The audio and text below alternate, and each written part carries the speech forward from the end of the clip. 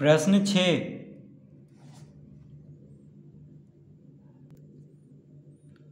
प्रश्न 6 का पहला 3x³ Y square minus 5x Y plus 8x square Y plus 20 में x के अधिकतम घात को लिखें। तो प्रश्न है 3x³ Y square minus 5x Y plus 8x square Y plus 20। तो इसमें ये जो व्यंजक दिया हुआ है इसमें x के अधिकतम घात को लिखना है, x का अधिकतम घात को लिखना है। तो लिखेंगे, इसका उत्तर में हम लिखेंगे x के अधिकतम घात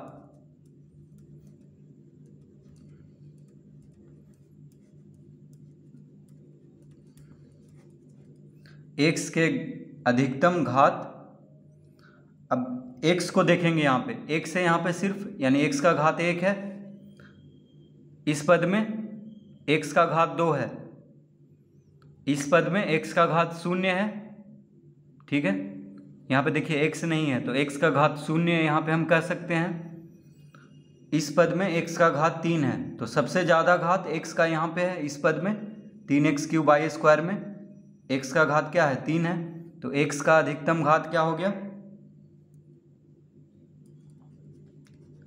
x के अधिकतम घात बराबर 3। यानी इस व्यंजक में x के अधिकतम घात कितना हो जाएगा 3।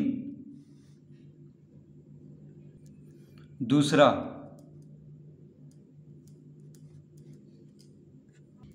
बहुपद 2x का घात 4 minus 3x³ plus x square minus 5 का घात क्या है। 2x का घात 4 माइनस 3x³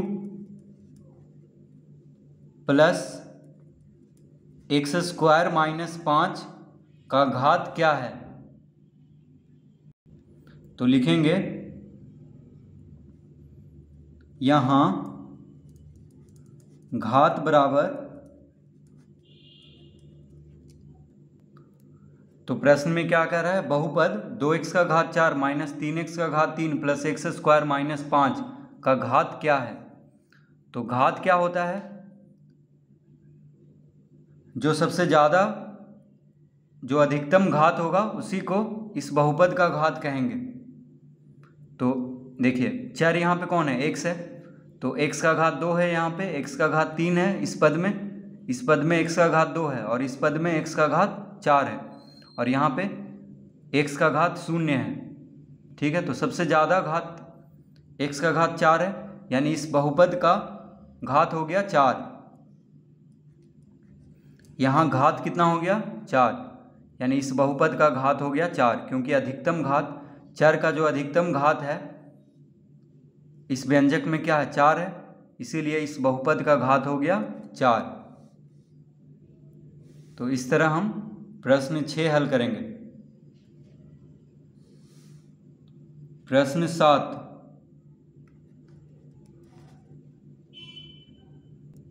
निम्नलिखित में सजातीय पदों को लिखें।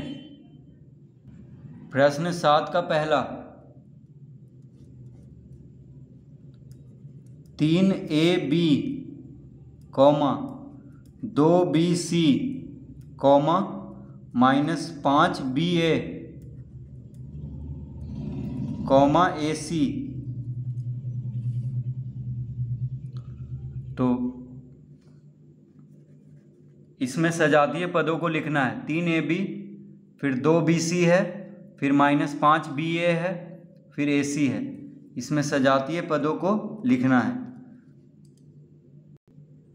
तो सजातीय पद यहाँ पे कौन कौन है, देखिए 3AB यहाँ पे है, 2BC यहाँ पे AB है, फिर BC हो गया, फिर BA, फिर AC। तो देखिए AB या BA गुना में है तीनों, 3ab यानी 3 गुना a गुना b, यहाँ पे -5 गुना b गुना a, तो b गुना a कहें या a गुना b कहें एक ही बात है। तो 3ab और -5ba सजातीय है, क्योंकि इन दोनों को हम जोड़ या घटा सकते हैं, इन दोनों को जोड़ सकते हैं, ठीक है, क्योंकि ab यहाँ भी है ab यहाँ भी है, बस b पहले लिखा गया है, कोई फ़र्क नहीं पड़ रहा है इससे, क्योंकि गुना में है, तो ba लिखें या ab लिखें एक ही बात है।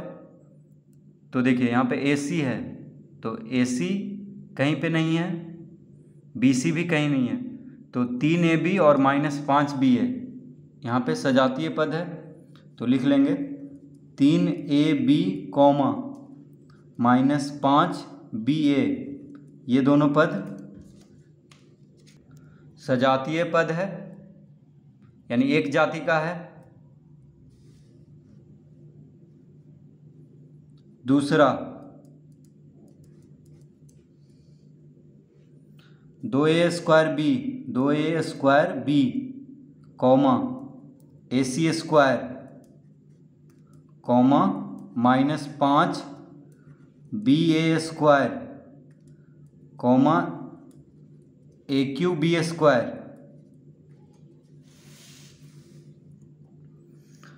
तो 2a square b comma AC square comma -5BA square comma AQB square. तो इसमें सजातीय पदों को लिखना है। तो 2a square b AC square -5BA square AQB square, तो a स्क्वायर b और BA स्क्वायर, तो a स्क्वायर b लिखें या BA स्क्वायर लिखें एक ही बात है। देखिए a का घात 2 है, यहाँ भी a का घात 2 है, b है साथ में गुना हो रहा है, यहाँ भी b है, तो ये दोनों सजातीय पद हो गया। तो लिख लेंगे 2a square b comma -5BA square, 2a square b और -5BA स्क्वायर, ये दोनों पद क्या है, सजातीय पद है, क्योंकि इन दोनों को हम जोड़ सकते हैं। और AC स्क्वायर कहीं नहीं है, AC देखिए AC स्क्वायर और कहीं नहीं है, और AQB स्क्वायर भी कहीं नहीं है यहाँ पे। तो बस सजातीय पदों को लिखना है।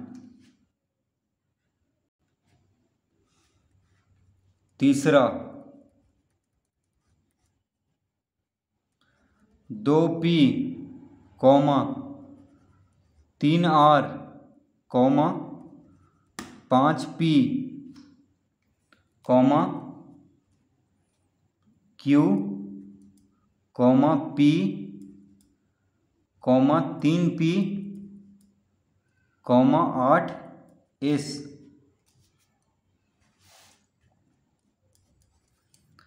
तो इसमें सजातीय पदों को लिखना है।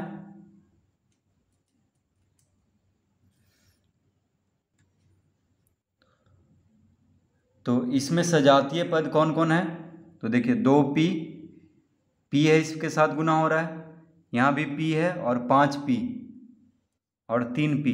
देखिए P वाला जितना है सब सजातीय पद है, और Q अकेले है और कोई नहीं, Q में है देखिए R भी और कोई नहीं है जिसके साथ R गुना हो रहा है, S भी और कोई नहीं है जिसके साथ S गुना हो रहा है 8S, और कोई S यहाँ पे नहीं है S। तो P P P P, देखिए 4 बार P आया है, तो सबको लिख देंगे, यानी 2P comma 5P comma P 3P, ये सब क्या है, सजातीय पद है, ठीक है, क्योंकि सबको हम जोड़ सकते हैं।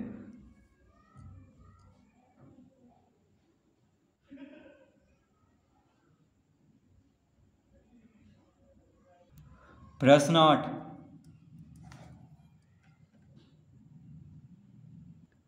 बताइए कि दिए हुए पदों के युग्म समान पदों के हैं या असमान पदों के हैं। प्रश्न 8 का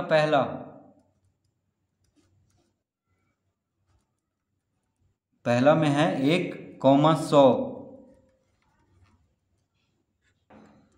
तो क्या प्रश्न में कह रहा है कि बताइए कि दिए हुए पदों के युग्म, यहाँ पे जो पद दिया है इसके युग्म, यहाँ पे देखिए दो पद है, ठीक है, एक पद हो गया, एक पदी हो गया, देखिए दोनों एक पदी है, एक पदी व्यंजक है क्योंकि एक भी एक पदी है और 100 भी एक पदी है। तो दिए हुए पदों के युग्म समान पदों के हैं या असमान पदों के, तो यहाँ पे दोनों संख्या है, देखिए एक भी संख्या है और 100 भी संख्या है, तो ये हो गया समान पदों के, तो इसका उत्तर होगा समान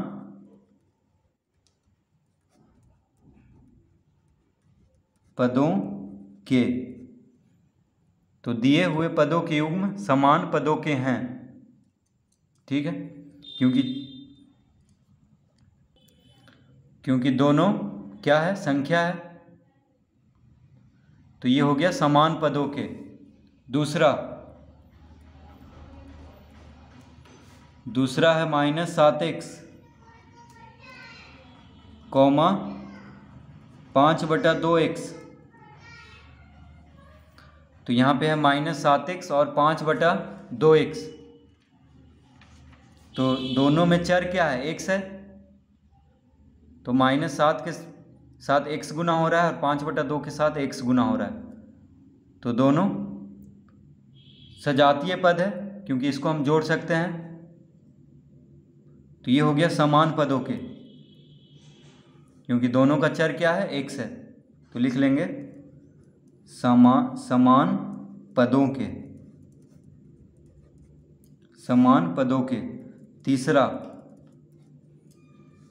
तीसरा है 4m² p, 4mp², 4m² p, 4mp²,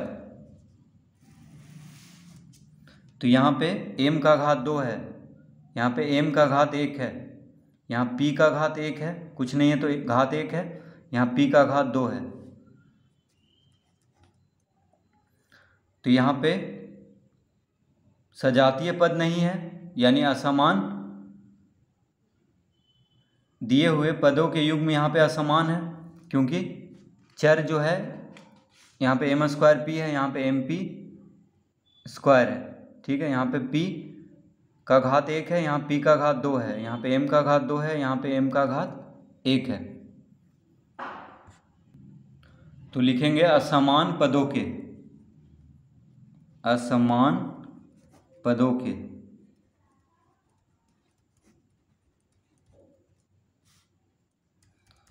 प्रश्न 4, 12xz, 12xz, 12x² z²,